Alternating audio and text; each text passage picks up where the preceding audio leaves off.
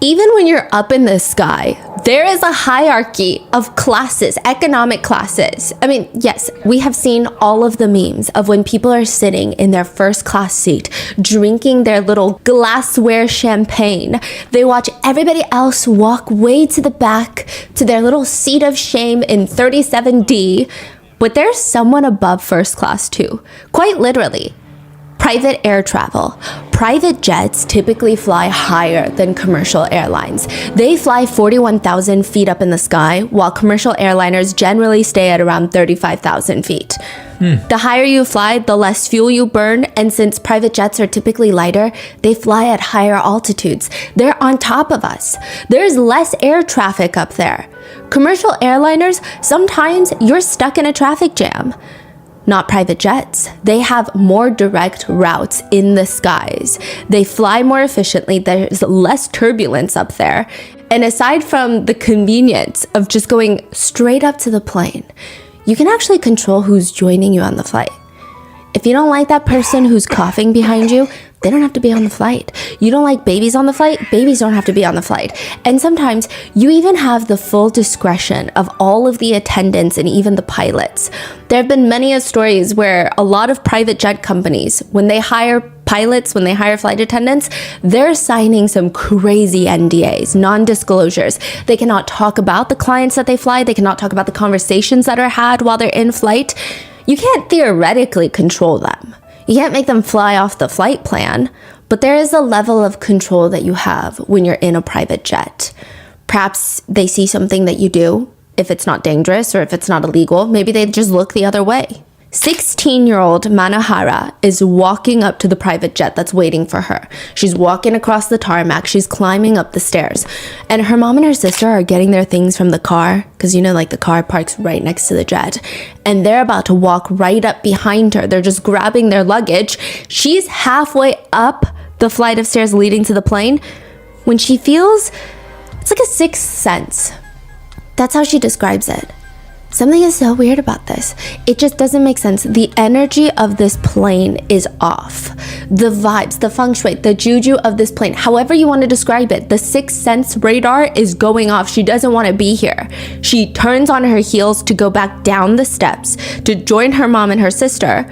But these two buff, burly looking guys, they run down from inside the plane. They run out of the plane onto the steps and they drag her by the arms and drag her up the stairs, throw her into a private jet seat. The flight attendants, they slam the door shut.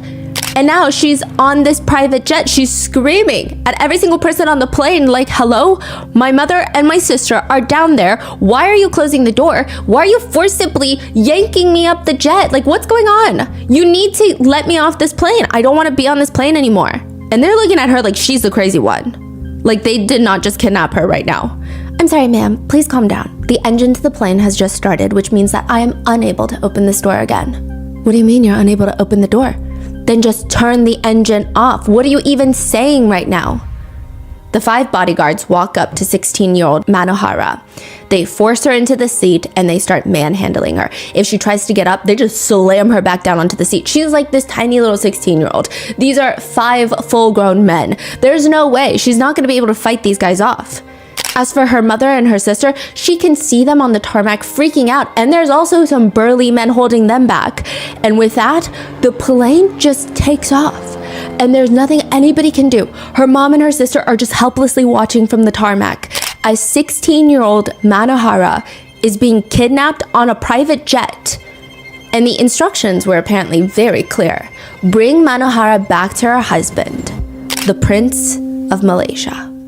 We would like to thank today's sponsors who have made it possible for Rotten Mango to support the National Network to End Domestic Violence, a nonprofit organization dedicated to creating a world where partner-related workplace and stalking violence no longer exists. This episode's partnerships have also made it possible to support Rotten Mango's growing team, and we'd also like to thank you guys for your continued support as we work on our mission to be worthy advocates. As always, full show notes are available at rottenmangopodcast.com. A few disclaimers for today's case. There are a few mentions of DV and SA, so please be careful. With that being said, let's get into it. Imagine acupuncture, but you leave the needles in you forever. You get up, you go about your day with needles forever embedded into you. They are one with you. I mean, it feels like there's absolutely no reason why anybody would want to do that unless it fixes your life, unless it brings you a lot of money. What if I told you if you stick 5 needles inside of you and keep them in there forever, you could be the most handsome person in town. You could be the richest person that you know. It's called susuk. It's a charm needle, and it's usually made of gold or silver. There are needles that are inserted into your body, into the soft tissue. So a lot of the times it's in the face, in the chin area, the cheeks, your back. And the needle has intention.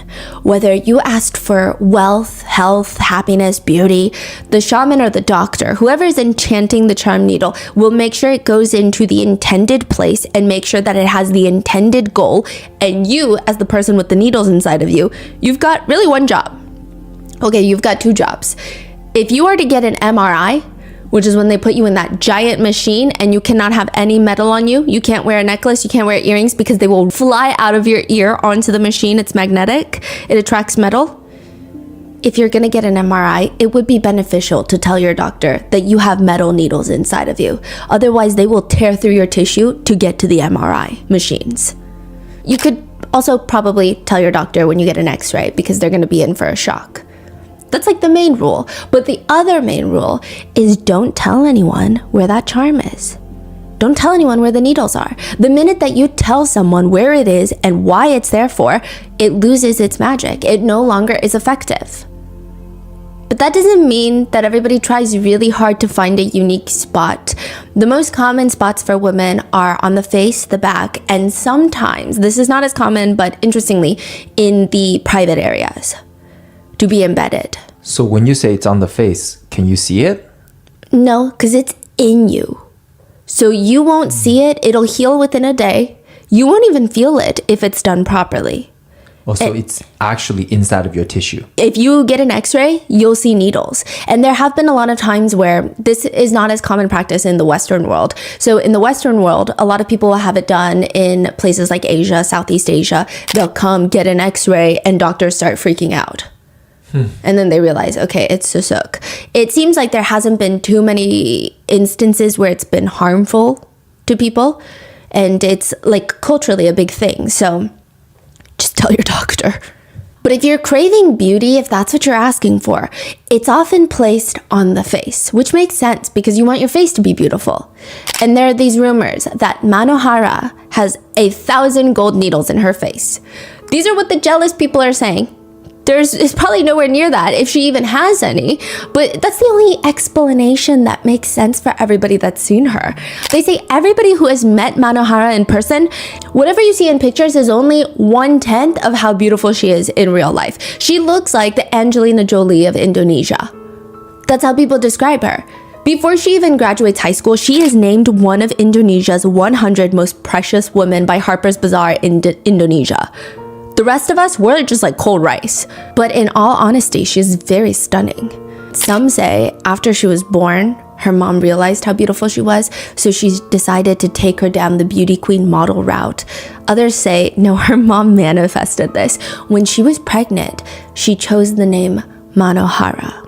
Manohara in Sanskrit means the thief of hearts.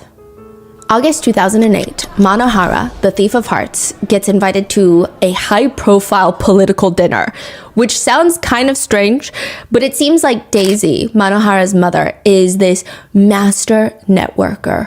Mano is working as a model. Her mom is working on marketing her daughter to high society. She's trying to make Mano into a socialite.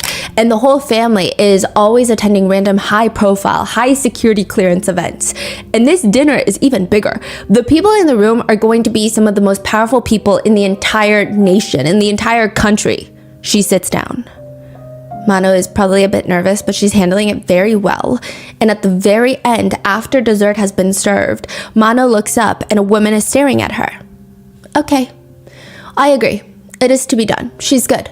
The wedding will be on the 26th. Mano smiles and she's like, you're talking to me right now? She thought she was talking to somebody else.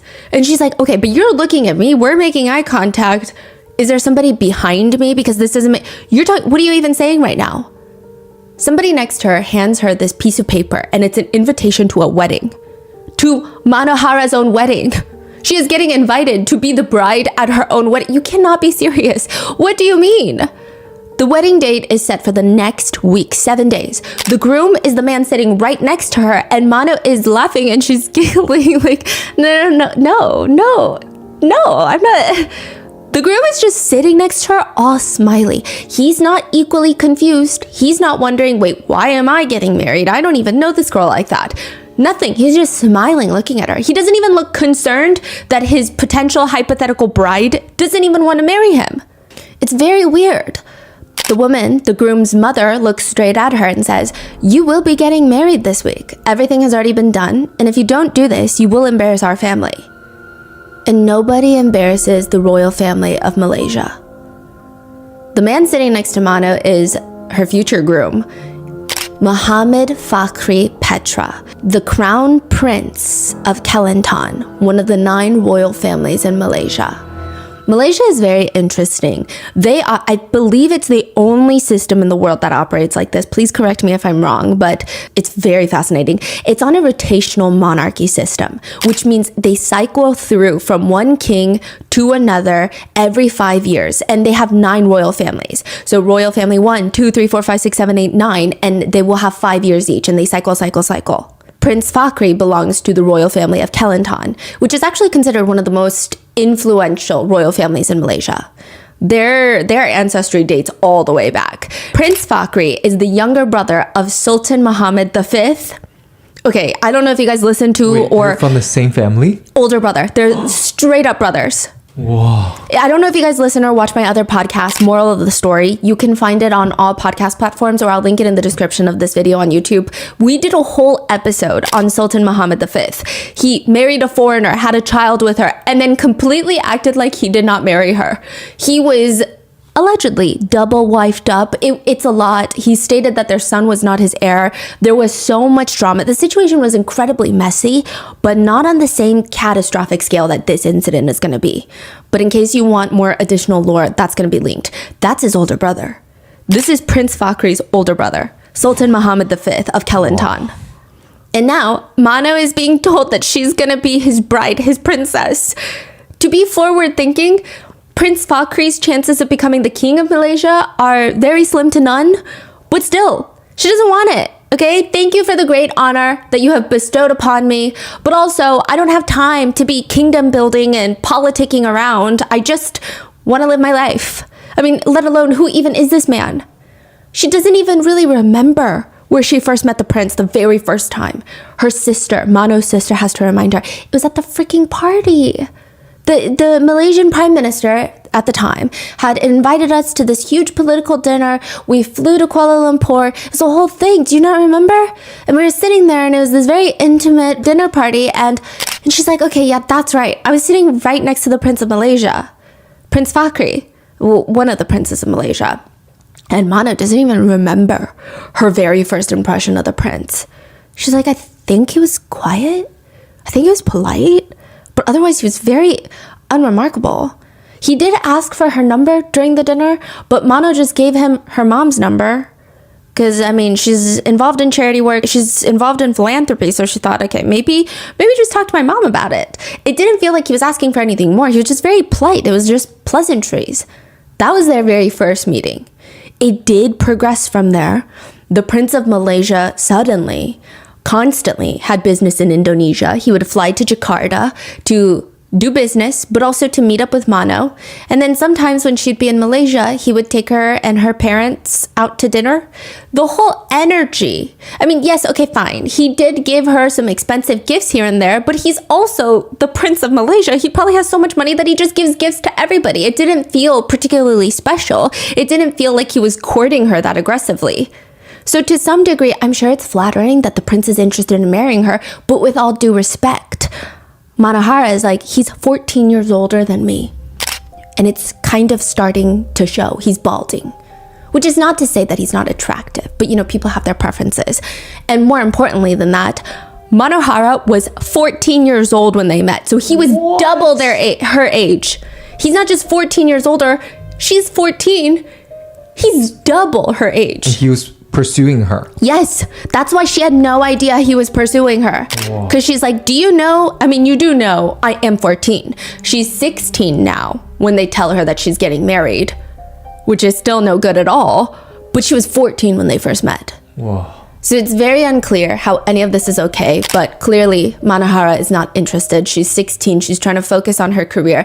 No offense. She's not interested in some old man. She didn't even in a million years think that he was interested. She says, I just didn't see anything between us. Honestly, I didn't even consider him a close friend. I just considered him somebody I knew. It was kind of like, you know, you go to dinner with your mom and a family friend of your mom, and you know that they're probably an influential, powerful person, and you're bored out of your mind, but you have to act like you're interested. But ultimately, you feel like you're there because your mom is there. They're not coming to meet you. Yeah, and then the next day you found out that you guys are getting married. Yeah, and you get invited to your own wedding. Wow. She also has a boyfriend back home in Indonesia, and she's like, okay, by the way, I also have a boyfriend that is a lot more age appropriate. So perhaps this union is ill-advised. Maybe we could go back to the drawing board. She at first politely declines, and then later she starts aggressively declining because nobody is taking no for an answer. The prince's mom is telling her, we have already sent out the invitations. We have set up a venue. If you do not do this, this will be a huge embarrassment for the whole royal family. Manohara is known to be incredibly graceful, but she is putting her foot down. Frankly speaking, I mean, this may sound a little bit rude, ma'am, but I don't care what was done to prepare for the wedding. I'm not getting married. It's already creepy, but it's just getting weirder because why are they being so persistent? Manohara is thinking, he's the prince. I'm sure if you put out a little bolo, be on the lookout or anything, there would be age-appropriate women lining out the palace gates if they knew that he was trying to get married next week. Why me? I'm not even Malaysian. What's going on? The feeling is probably something along the lines of, who died and made you king? But clearly not applicable in this situation. August 26, 2008, Mano becomes dubbed the most beautiful princess in Malaysia. They get married. They get married with a 6-tier wedding cake, a big diamond wedding band. They get the legal permissions required for the two because, you know, despite their age difference and despite the fact that she's a minor, they are officially husband and wife, prince and princess. Wow. Mano is no longer modeling. She is no longer able to do her own career. She is a full-time royal attending public events with her new husband.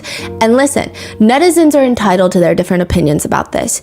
Some people were upset that she's giving up everything for this man. Other people were really impressed that she's able to handle herself with so much grace publicly at such a young age. And all netizens at the time, this was the sentiment. This is not how I think. This was the sentiment that was out there. A lot of netizens believed that there was so much proof that Mano was living the good life, the fairy tale life. I mean, every time she's seen in public, she's smiling. But that's, I mean, you kind of expect every royal to be smiling. But she appears to have gained quite a bit of weight. So prior to this, she's a model and she was, I guess, living by the stereotypical, very unhealthy model standards of being very, very skinny. And she was slowly gaining weight and looking healthier and healthier by a lot of people's standards. And the public sentiment being, she's living the good life. She's living the good life in the palace with comfort, delicious, chef-curated meals likely. I mean, she's living the fairy tale dream. Look at her. She looks good. Every aspect of her public life, people are like, that is the dream. Someone write one of those princess stories about Mano. Young girl swept up by a prince, now showered with comfort, luxury, and and the prince, he is so protective of her. Anytime she's out in public, she's got like 10 bodyguards. It's like he's obsessed with her. He's in love with her. It seems like if Mano were to trip on her own gown and get a tiny little paper cut, the bodyguards would be in big trouble. That's what it feels like. He seems like a prince straight out of a K-drama, just lovingly protective over his new young wife, which makes sense because Mano's not a typical princess. I will say, it was very difficult for people to hate on Mano. I think a lot of the times when you have, especially with a monarchy and a foreign bride coming in, especially one that is so young and is not as established. So a lot of times royals will marry foreigners, but they have an established career. A lot of them are well educated, have a very fruitful life. So I guess that is good marketing. But with Mano, she was a model And some people, I guess, could call her an influencer model and all these things. But a lot of people loved her in Malaysia. By the time that she was 14, she was already speaking English, Indonesian, French. She's incredibly cultured, well-traveled. She lived in Jakarta, Hong Kong, Romania, Vienna, Switzerland, England, France, then back to Jakarta. I mean, she's seen so much of the world, they thought maybe she's ready to be a princess. Maybe she's the princess we never knew that we needed. She was heavily involved in charity work even prior to becoming the princess. It just seems like all the interests were aligned. She's dignified, composed, and yes, she's young, but that's probably only going to get better and more refined and more elegant as she gets older. So that makes a lot of sense. Until one night at another royal party, Manohara's standing there in her gown. She's exchanging pleasantries with everyone. Hi, nice to meet you. Yes. Oh, that's incredible. Great. She's introduced to this very influential businessman, international businessman. He does a lot of work in Indonesia as well as Malaysia. And the minute their hands touch, this is like their second time meeting. The minute that their hands touch, he feels something. It's kind of painful. It's like she's digging her nail into his hand. And he looks up at her and she's still smiling. Her lips are smiling, but there's something about the way she's looking at him. It looks like she's staring through him with this intense glare. Wait, what exactly is she doing? Shaking his hand, but she's like not letting go and digging her nails into his palm. And he's looking at her, but her face and what she's doing with her hand is not matching. Her hand is trying to rip his flesh off and her eyes are kind of intensely glaring at him, but she's smiling. Okay, so weird. And then he's about to pull his hand back and he feels something thick in his hand, kind of crumply. Her lips turn up in a little bit of a small smile, but she seems very anxious. Now, had this businessman lacked a little more EQ, had lacked some social awareness, he might have asked her in front of everyone, including her husband, the prince, "What's wrong? Are you all right? What did you just pass me in your hand?" But he did not. He does not, okay? It's pretty obvious that whatever the princess is trying to tell him, she doesn't want anyone else to know.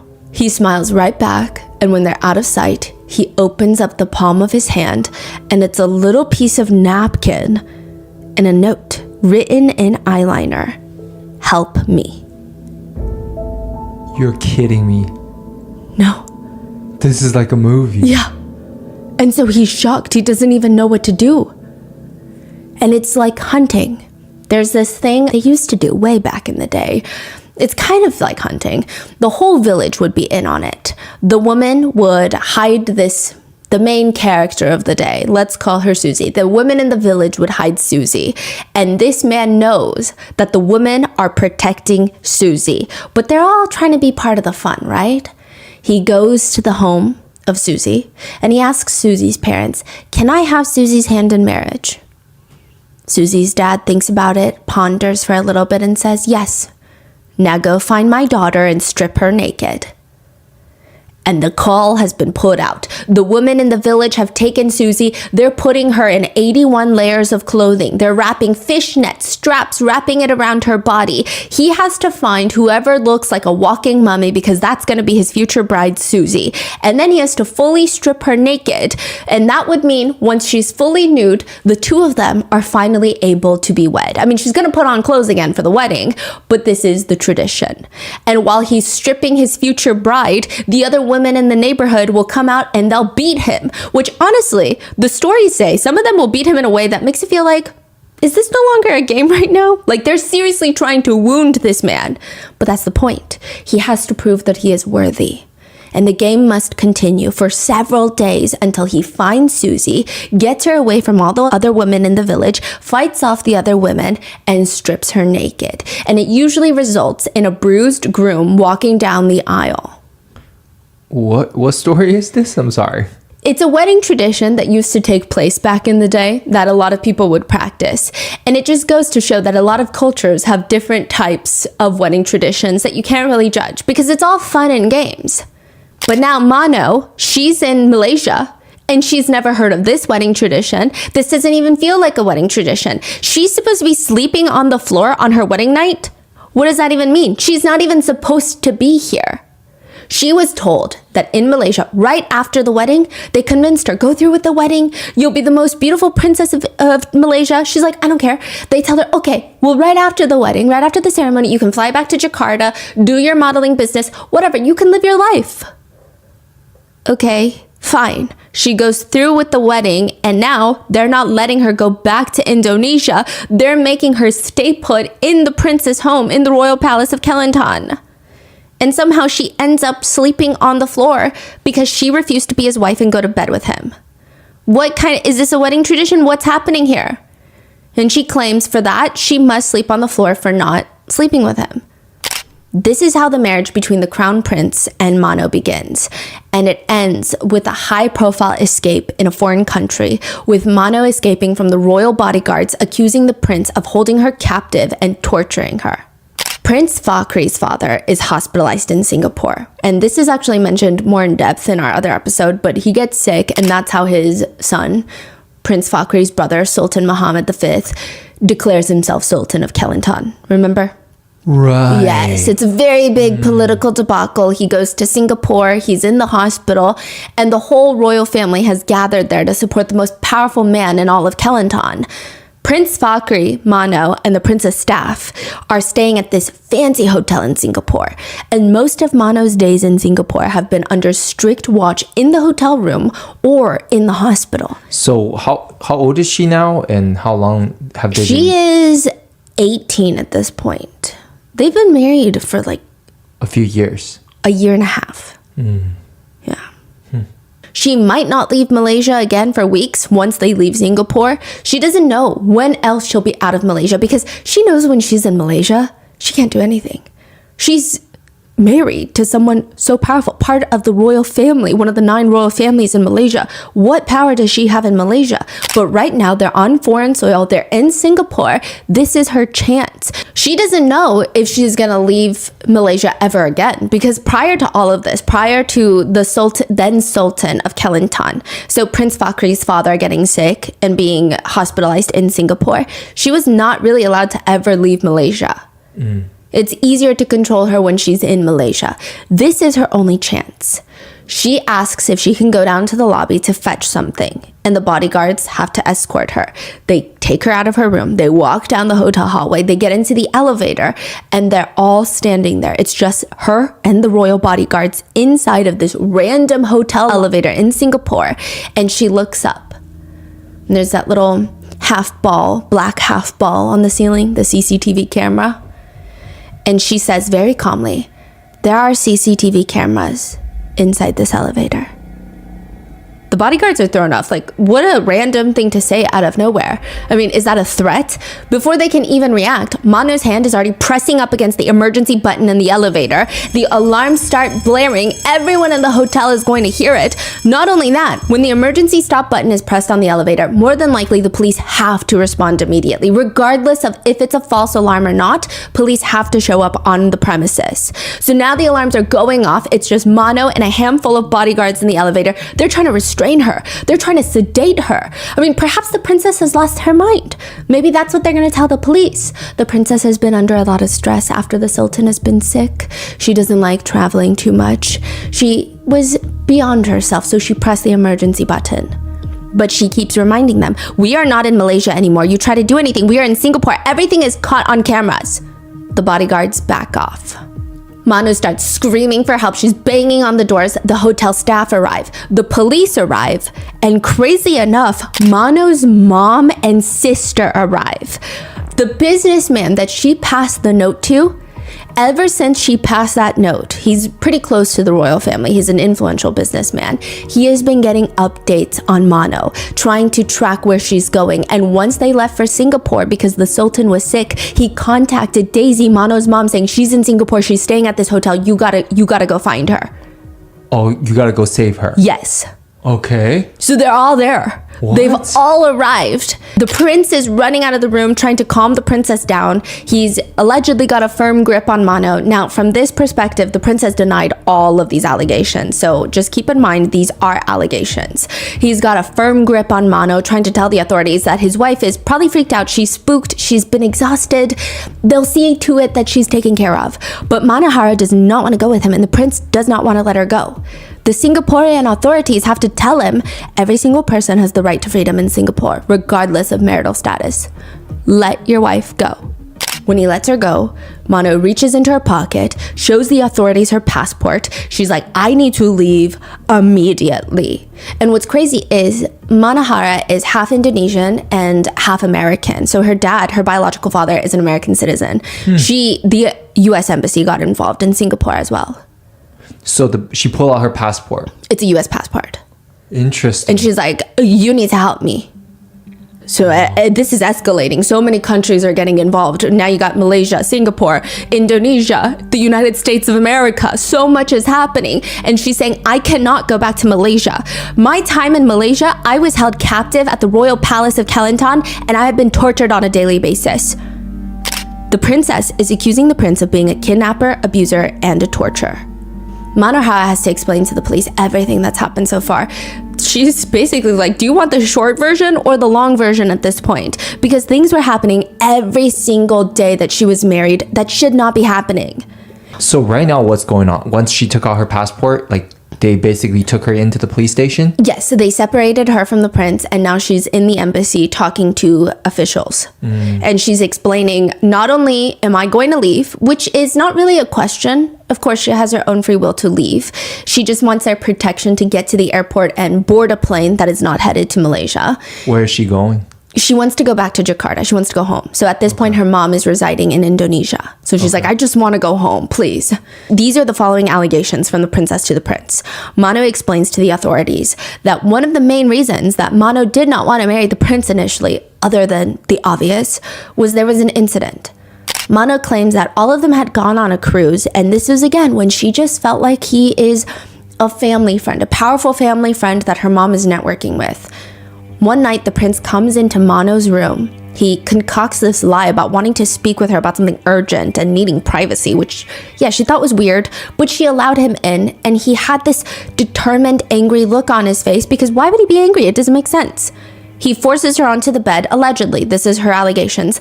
And without her consent, the prince allegedly essays her in the cruise cabin and just leaves when he's done, as if nothing has happened at all. This is when she's a minor. I mean, she was married as a minor. This is when she was like 15. Mana said that she felt scared, helpless. She said, basically, I shut down. I just didn't know what to think of myself. I was in denial about the whole thing. I just didn't want to believe any of it, so I just tried to completely block it out. Afterwards, he was suddenly very nice to me. He was extremely sweet and gentlemanly. Mano wanted to tell the authorities, but they were on a cruise in Malaysia. She didn't have proof. She didn't have a video or anything. And even if she did, who would believe her? This would be a huge mess. Malaysia, I mean, likely, wouldn't you expect that they would protect a royal family member? It's not the right thing to do. But like, look at corruption, not just in Malaysia, but like literally everywhere, even in the United States. People are protecting the powerful people all the time from accusations like this. She tries her best to get over it. She thought it was, I think she's trying to reason with herself that maybe it was a one-time thing, that he was drunk or something, because this is the Prince of Malaysia. I think that her brain was having a hard time computing that he would do something like this. She was just second-guessing, questioning herself. But the situation comes up again. The night of their wedding, when he brings her back to his home, which again, she did not think that she was going back to his home. She thought she was going back to Indonesia after the ceremony. She gets escorted back to his home where he allegedly screams at her, telling her that she's never going to go back home. And then he tries to have intimate relations with her, and she clarifies that she does not want to, which is enough reason, no is no. But also, she's on her menstrual cycle. And it appears that, allegedly, he cares more about the latter than the former. He was like, menstrual cycle. He screams at her. All Indonesians, allegedly screams at her, all Indonesians are prostitutes and can be bought. Thank God I did you before our wedding. Allegedly referencing the essay of when she was a minor, and is still a minor now that they're married. She said every day after that, she was restricted from seeing her own family. Her passport was confiscated. She could not talk to her family without being supervised. She was held captive in the palace, being verbally assaulted on a daily basis until she finally escapes. She heads over to the hospital. This is in Malaysia. This was her first escape. She walked to a hospital. Wait, what? Oh, she just ran out of the palace and ran straight to a hospital. Yes, no, she was at the hospital for a checkup. Oh. Okay, this is after their wedding. She hasn't been able to leave Malaysia. She hasn't been able to talk to anybody. He's been verbally abusing her and physically, allegedly assaulting her this whole time. And then she goes to the hospital for a routine checkup. Naturally, she has to bring her ID because how do you explain to the doctors, sorry, my husband is a famous prince. You might know him. He holds me captive. I don't have access to my own passport. So she has her passport, and she said that she finally flees, runs from the hospital, just sneaks out with her passport, gets on the first flight back to Jakarta the same day, and now she's back in Indonesia. And she still says she knows no peace because this man is calling every single day. Well, actually, it's worse than that. The prince himself is not even the one calling. He's having his staff calling, begging for her return. They're not even begging, they're scolding her, telling her it's a sin for a wife to leave her husband, that she needs to honor their marriage and get back to the palace now. At one point, she alleges that he even hires the top mafia-esque boss in Indonesia to bring her back to Malaysia, saying, you got to do this no matter what it takes. But thankfully, Mano is friends with his son. It's like a movie. It's crazy. Mano is friends with the mafia boss's son, and he warns her, your husband just called my dad and was like, we got to kidnap her and bring her to Malaysia, allegedly. None of this works. The prince then resorts to what he does best. He starts calling Manohara's mom, Daisy. He's setting the scene, painting the picture, drawing pancakes in the sky, which is a Chinese saying of just wishful thinking. Hey, look up at the sky. There's a pancake I drew for you. You're never going to eat the pancake. The pancake's not real. It's just false hope. He tells her, I've sinned. I want to show you that I'm really, really remorseful and I'm going to fix this. This was my first time getting married. I was excited and, things happened. He asks her, Daisy, and Manohara to meet him at the Mecca so that he can truly ask for forgiveness. They're all Muslim. Daisy believes the prince because you're talking about the Mecca. Like, you're talking about very serious things that you just don't say lightly. This is a very serious commitment. And perhaps he did overindulge himself as a newlywed husband and did not know how to behave. I don't know. For whatever reason, Daisy convinces Manohara to go with her to see the prince and at least hear him out. They arrive, and the prince from the very first night that Mano has ever met him is there. Very politically sound, media-trained, polite, still balding, but well-mannered. He's there again. Maybe things are going to change. They spend a few nights there before their scheduled flight back to Malaysia, where Mano, Daisy, and Mano's sister are going to join the prince's family to celebrate a royal birthday. It was someone's birthday in the family. So they all booked their flights already. They're supposed to be on a 9 p.m. flight on Malaysian Airlines to Malaysia, but instead, the bodyguard does not drive them to the international airport. They're going straight to a private jet tarmac. And Daisy's thinking, my sweet son-in-law, I knew he's back. He wants us to take a private plane back. We've been exhausted. That makes sense. What a wonderful man. See, he really is sorry and he's trying to make amends. But instead, he kidnaps Mano, leaving Daisy and her other daughter, Mano's sister, just on the tarmac while they fly off. That's crazy. Mano's mother, Daisy, claims when she gets back to Indonesia, she's completely in shambles, trying to figure out how to get her daughter back. She can't even get in contact with her daughter. She gets a call from the royal family telling her, there is a condo ready for you. How much do you want? Let go of Manohara. She claims that she said, no, I don't need a stupid condo. You can take anything from me. You can even take my organs, but you're not going to take my daughter. Give me my daughter back. They cannot have my daughter, not this way. I agreed for the prince to be married to my daughter, but not like this. What did I do to receive this kind of treatment? I was like the prince's mother. How could he have done this to us? To me, he just left me blind on the runway. Mano claims the abuse starts getting really bad once she gets kidnapped on this private jet and brought back to Malaysia. She says that she was essayed more times than she could count. When he was not abusing her, she alleges that he forced her to do a whole list of chores every day. She claims that once she was ironing his clothes, he came up with a cigarette in his mouth, walked up smoking, and nonchalantly grabbed the iron from her hand and pushed it into her skin. She starts screaming in pain, and with his other hand, he grabs his cigarette butt and starts pressing it into her face above her eyebrow. That is during the day. At night, she alleges that he would sedate her.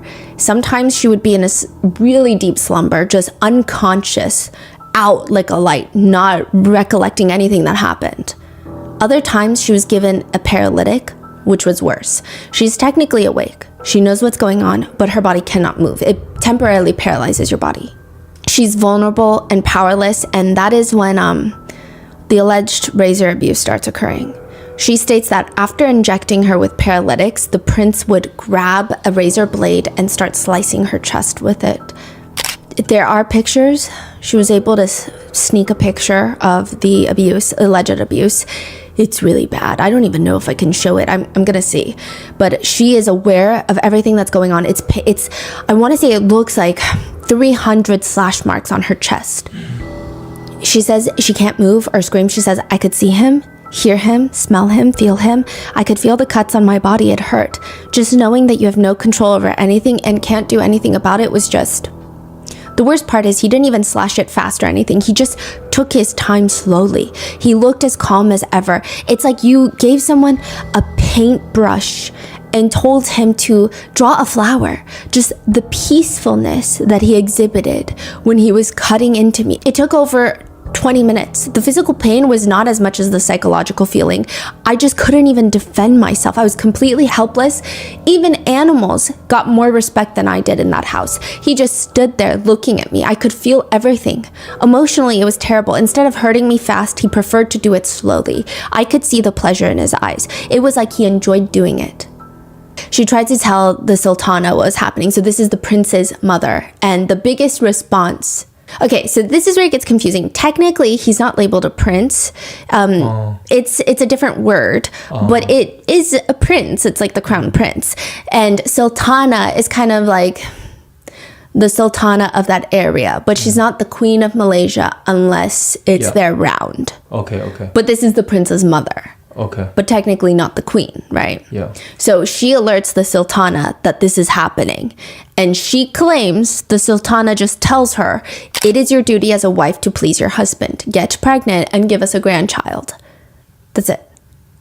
If she ever tried to run away or did not look happy at a public event, she claims that she was beaten badly. Meanwhile, she has to listen to everyone talk about how she lives a fairy tale life now. And the weight gain. She says the weight gain was happening because the prince was allegedly forcing her to take fertility treatment shots, which was making her gain weight rapidly.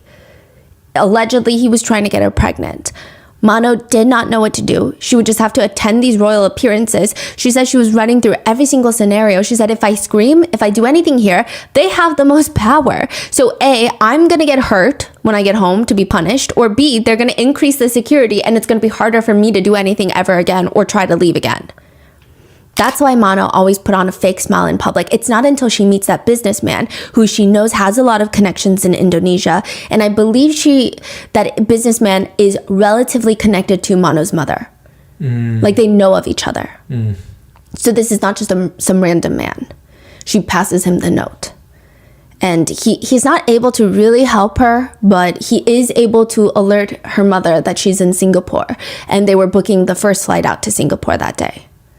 She alleges that from that day that she was taken on that private jet, it was 9 months that she was held captive, held against her will like a prisoner in the prince's estate.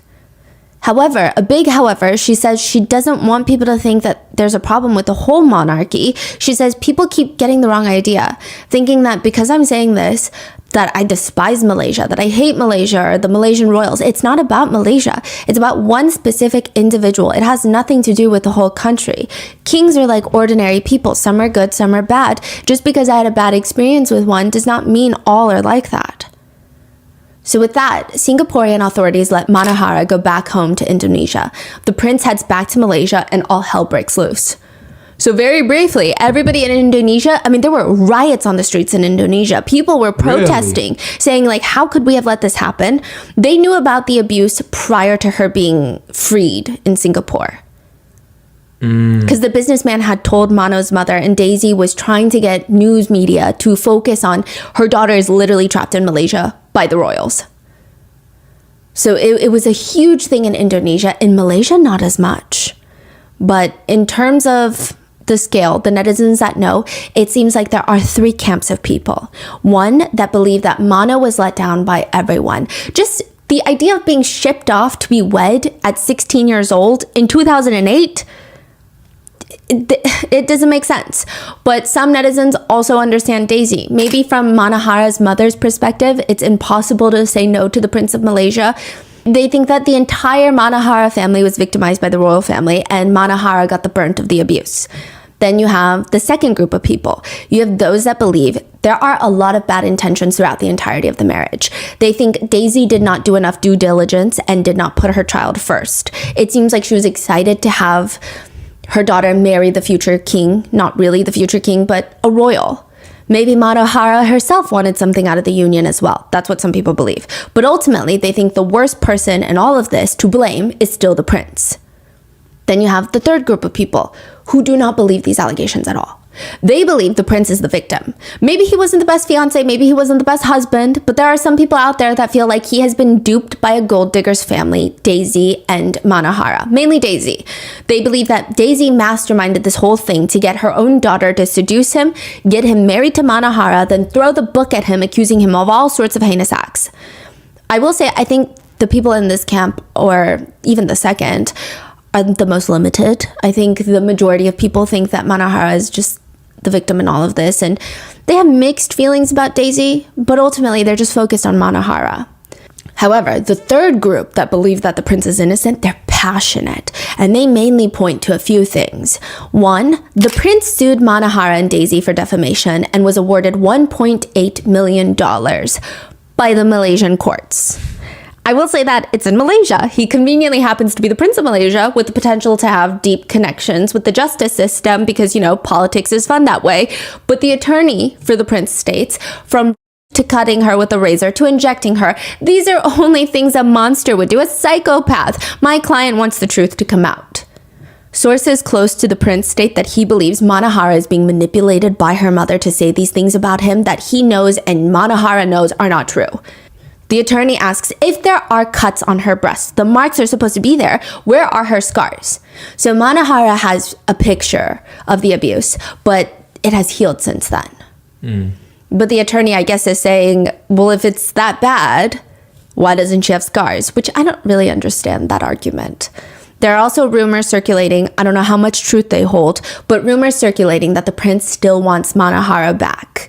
That against his own family's wishes, he believes that if Manohara just comes back, he can get her to take back all the allegations because he believes none of this is true. Daisy is whispering in her ear, this is what we need to do.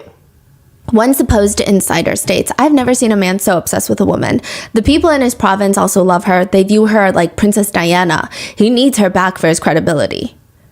His attorney adds to those rumors by stating, there's an element of sadness because he, the prince, truly loves Mano. If I was in his position, I wouldn't love her anymore, but perhaps the prince thinks she is too young and too brainwashed by her own mother. That's the first reason people believe the prince is innocent. The second one is admittedly more complicated. It is that Manohara's mother, Daisy, the one that helped facilitate the wedding, that received a dowry of $250,000 for the wedding. So she received money from the prince's family, and she is a wanted fugitive in France. What? She is a wanted woman, literally. It has been stated that Daisy was sentenced in absentia by the French court to 18 months in prison. If she were to ever stop in France, let it be a layover, she will be arrested instantaneously.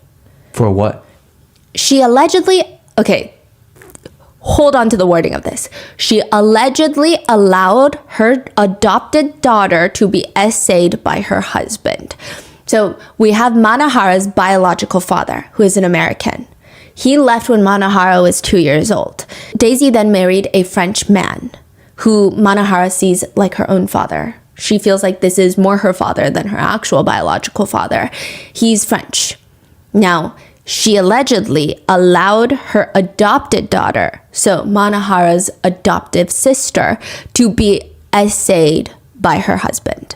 The wording is strange because the situation is strange. Because what do you mean she allowed? Second of all, she has an adopted daughter. Let me clarify. Daisy's French husband told the French court that Daisy forced him to undress and caress Daisy's adopted daughter. It's very unclear if this is her adopted daughter. Court records refer to her as the adopted daughter, but it's kind of question mark. This is a young girl that Daisy took in, and it is said that she was supposed to be a housekeeper for Daisy, kind of like a live-in helper, right? Of sorts. But Daisy slowly started treating her like her own daughter, and maybe potentially has even legally adopted her. But this is not a pure adoption of Daisy sees a girl and she's like, oh, I want her to be my daughter. I feel a bond with her. I feel connected with her. I want her to be another child of mine. It's not like that. It seems like she kind of started as a housekeeper, maybe was adopted for other reasons, legal reasons. And Daisy claims she was treating her like one of her own. The adopted daughter says, no, she wasn't. She was treating me like a servant that was on call 24/7. Regardless, Daisy's husband tells the French court, no, Daisy would force me to undress and caress the adopted daughter every single night.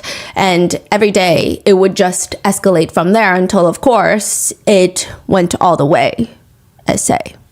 And if nobody did, he said that he was scared of Daisy, his own wife, because if nobody did as Daisy told them to do, she would get very upset. And as evidence of that, he claims that Daisy would chop off the adoptive daughter's hair if she didn't listen to her as punishment. So he went ahead and essayed her. Yeah. And he got like a few months in prison. What? And Daisy, she fled to Indonesia before the trial. She was sentenced to 18 months in prison in absentia. France and Indonesia do not appear to have an extradition treaty, meaning she is in Indonesia as a technical fugitive, which of course makes Daisy look bad. But Daisy disagrees. She says she's actually been ready to return to France to challenge the court's judgment. She is just nervous that the justice system is corrupt. She states all these allegations brought upon by the adopted daughter are false, fake. She says that she brought the adopted daughter to France to stay with her and her husband. This is when the adopted daughter was like 15 and she lived with her for a few years. She was supposed to be there as like a housekeeper, but Daisy treated her way better than that. This is what Daisy's saying. Daisy's like, look at these pictures. Look at the pictures of my two biological daughters and the adopted daughter. They're all wearing the same expensive scarves. I treat them all the same.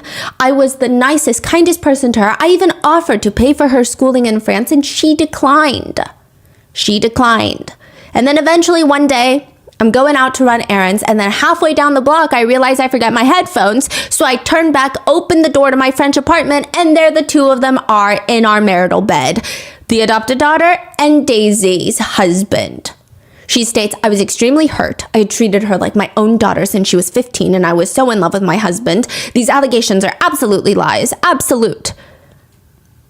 She claims they did have intimate relations, but it was all consensual and she did not encourage or facilitate them, but rather she was devastated by it.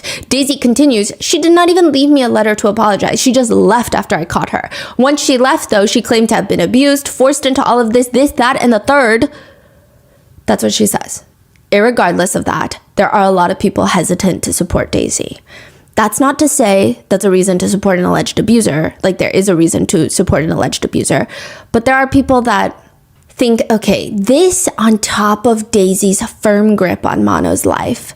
They bring up the fact that when Manohara was very young, a lot of insider sources say that Daisy would control everything that she wore, ate, the way she spoke.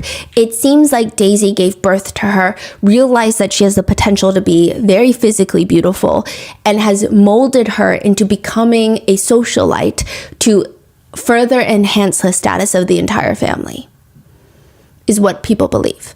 Other netizens disagree because Mano had told reporters before that she enjoys being a model. She likes her line of work. She's very passionate. She has time to make friends. She's a homebody. It just seems like maybe we're being too opinionated. So a lot of people are just going back and forth on how to feel about Daisy. But the allegations against the prince are independent of what's happening with Daisy. Mm-hmm. But additionally, there are a few other aspects that people do think is weird. When Mano was first rescued in Singapore, the authorities asked her if she wanted to press charges against her husband in Singapore. She ultimately declined, which some netizens thought was weird. They were questioning, did you decline? Because you know that once an investigation is triggered, they're going to poke holes into your story. But Mano and her family states, no, she didn't press charges because Singaporean authorities wanted her to stay in the country for at least a few more days to file the charges. And Manohara just wanted to go back home. She did not want to stay here. She didn't want to stay in this foreign country where she just wanted to be home finally. After 9 months of torture, she wanted to feel at home. Additionally, as for where the lawsuit stands, where the Malaysian courts awarded the prince nearly $2 million for defamation, Manohara says she will never pay a penny to the prince. Matter of fact, she wants him to come to Indonesia to file another lawsuit, if he so wishes to clear his name. If we're gonna bring up everybody's messy history, we gotta bring up the prince. After the prince sues Manohara for defamation, he also sues his own family. He files a defamation suit against palace officials because the royal palace released a statement that they had nothing to do with his marital problems. When news breaks, they're like, hey, just a reminder, that's happening behind closed doors. We don't really know what's going on. Just kind of distancing themselves from Prince Fakhri. They're just protecting themselves from a potential political fallout, because you have to remember, this is not even just happening in Malaysia. You're talking about Indonesia's involved. The United States is potentially involved. But the prince felt like it's almost implying his guilt. So he filed a lawsuit against the royal palace, which the court obviously threw out the case. They threw it out. But a few months later, he comes back into court with another stack of papers. He is suing his brother, Sultan Muhammad V. What? Over a Bentley, a Bentley, stating that he owns the Bentley, but the Sultan Muhammad V is like, no, I own the Bentley. It was a little ridiculous. People are like, you have energy to be suing people, your own brother, the Sultan, over a Bentley when you are accused of some of the most atrocious acts against a woman? It's so interesting. You know the last time when you talked about that story? Yes. The Muhammad V? Yes. Like a lot of Malaysians in the comments were saying that they've never heard of it. Yeah. Okay, we had our Malaysian researcher work on this case as well. And she said, wait, what's happening? Like, I haven't even heard of this really. Like, there were like small, very in passing, oh, something happened. It was a thing, but it was never, oh, I know these were the allegations. This is how it was broken down. Yeah. So it's very fascinating. If you guys are Malaysian, please let me know in the comments. Is there something that we missed or miscommunicated or mistranslated? Or did you not know about this at all? Or did you know more that we don't know? Please leave that in the comments. Yeah, it's so fascinating. A few days after that, one of the prince's other brothers removes him from the Council of Succession, which oversees the succession of the throne. Prince Fakhri took him to court to be restored to the council. There's a lot of messiness going on. And Manohara just tells the authorities, look, he's not like a husband. He did all of this abuse to me with such ease. I was only a toy to him. I could never think a normal man could do such things. I've been treated like an animal. I'm like his property, and I was in his room, and whenever he wanted to play with me, he would just go into the room and play with me like I'm some sort of object. He told me, matter of fact, once, you are my property. She says she's not going to let this get to her, though. She says, look, it's happened. I believe that everything happens for a reason, and that has shaped me to be who I am today. When I see people needing help, and having been in a position where I desperately needed help as much as I can, I will help. Mano is now trying to focus on her career, her charity work. Prior to getting married, she was heavily vested in various causes. It's only gotten stronger since the divorce. As for Daisy, she says, I just didn't see the signs. I thought he was charming. There are some netizens, though, that believe, again, Daisy and Mano got exactly what they asked for. They comment, 17-year-old gold digger, what did she expect? What? Newspaper says slash wounds and cuts are fresh. Sounds self-inflicted to me. Others comment, it's all about the money. The more she finds evidence, the more the prince is willing to settle. Whack the prince with bad news for 2 weeks, threaten with lawsuits, and behind the scenes, prince will be willing to cut a check for 20 million or more for her to go away. She's quite hot looking. She must suck big time in bed to incur such violence. Isn't it obvious? She must have read too many fairy tales about marrying a prince, considering she's homeschooled. Can a wife file a case against her husband for SA? I thought once married, the wife cannot file SA charges against her own husband. Wow. Some netizens think the fact that the prince is, in their opinion, aggressively not conventionally attractive, their opinion, they say that this is proof that Mano is a gold digger, saying there's no way that she could find any interest in a man like this if it weren't for his status, power, and money. And I'm not sure why they must be reminded that she was a minor when they got married. Did you forget that? What's going on in the power imbalance? Did you forget that? So a lot of netizens, they blame the prince mainly. And then you have a big chunk of netizens that blame the prince and Daisy, Mano's mother. And then a small group that blame Manohara. I would say that most just feel really bad for Manohara. It feels like she was, to some degree, used as a political and power pawn by the prince and perhaps potentially her family as well. I don't know if Daisy was intentionally doing this, but maybe she just got swept up in the promises and the promises of a better future. Manohara is now in her 30s, focusing on things that she wants to do.